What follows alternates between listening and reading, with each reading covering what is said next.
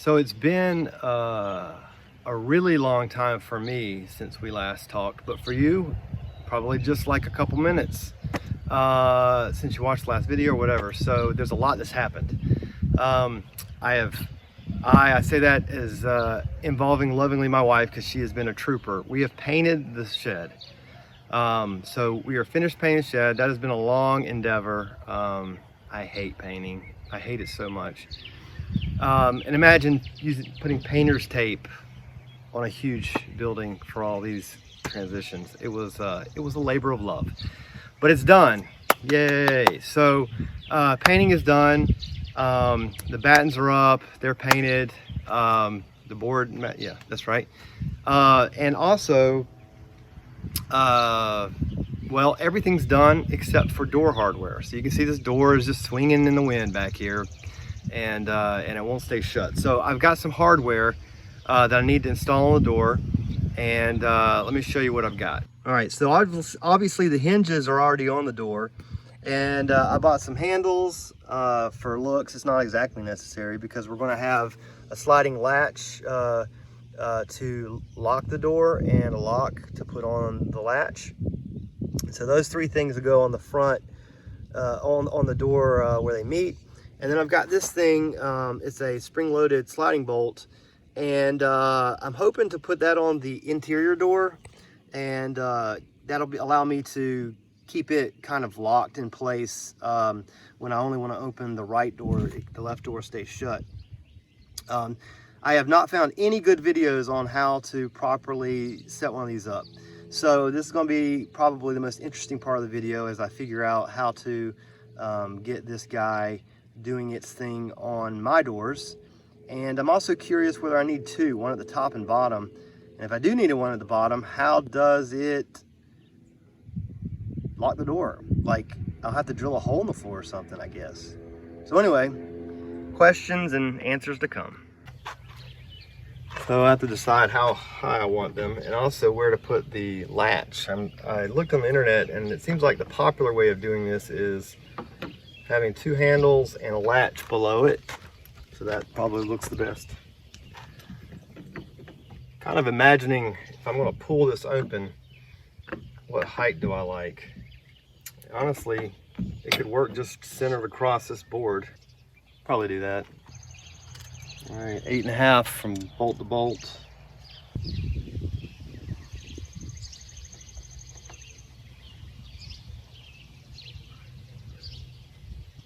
I'm just kind of centering it. Found the 4 1/4 marks at either end.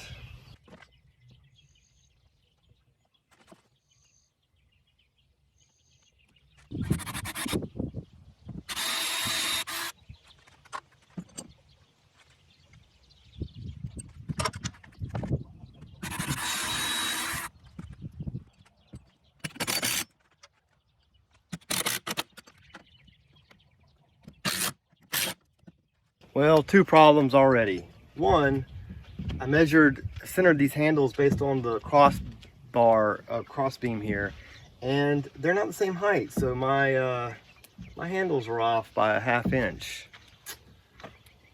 I may have to learn to live with that. Secondly, this gate latch is wider than my 1x4 here. So if I had put it up here, it would have had a better, it would have looked better at least. It'll still operate fine down here. So I should have put the handles higher. Lessons learned. All right, so we're already coming up with solutions. My wife had the brilliant idea of putting the gate latch above the handles, opposite to what I was saying before, because it might help now that my handles are off uneven. Having the weight of this lower and that higher could offset the problem with my handles. So I'm digging it. It's the best I got at this point, right? So anyway, I think I'm going to put it up above the handle now. One other interesting fact about this particular gate latch is that it gave me bolts to fasten it to the door. And the problem with that is that my door is way thicker than these bolts. I don't know if you can see it, but I do have this lip here that I could put one bolt in and then use a screw for the other. Now, why do they give me bolts? I presume it's for like theft prevention, because you know, if you have a nut on the back, you can't unscrew that from the outside. If I just use screws and I put a lock on it, somebody could just come up with a screwdriver and take it apart. So I may do one bolt where I can and then a screw where I can't. All right, I want this to be level. So what I'm gonna do is mark this first hole, and then kind of mark the second hole lightly, and then use my speed square to make sure it's perpendicular to the wood.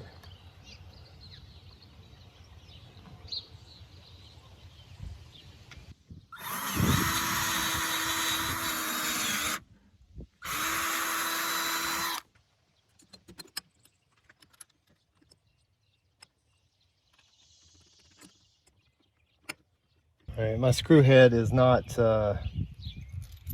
big enough for this square hole, so I'm going to use the washer that was meant for the other bolt.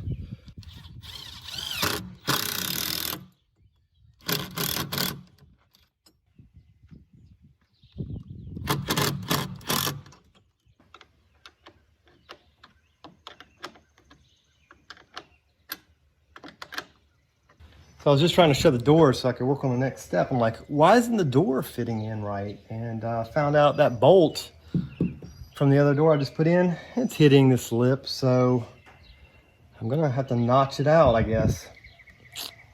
Never stops.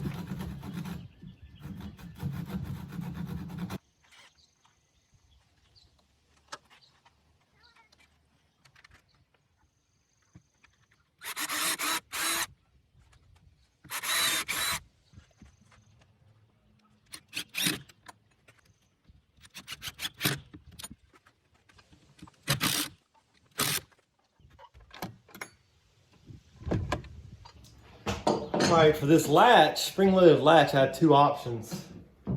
Right now, it doesn't come, the door doesn't come back far enough. So when I extend this rod, I'd have to drill a hole into the bottom of that 2x4, and I don't want to because that's really close to the edge of the 2x4.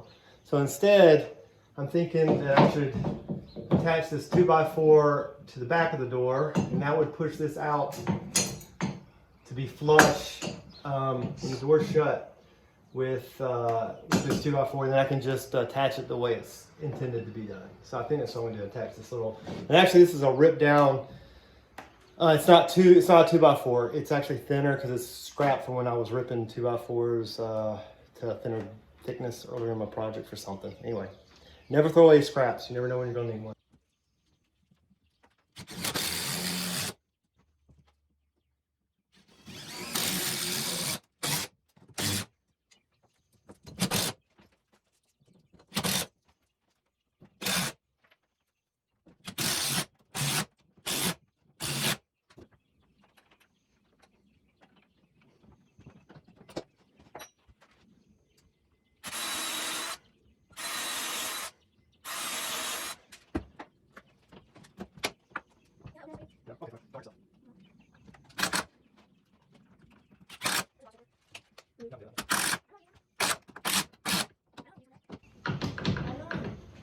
Oh yeah, that's solid. I don't need one at the bottom. This is, well, I mean, if somebody wanted to break in, they're going to get in, but it's certainly not going to come open just from natural reasons.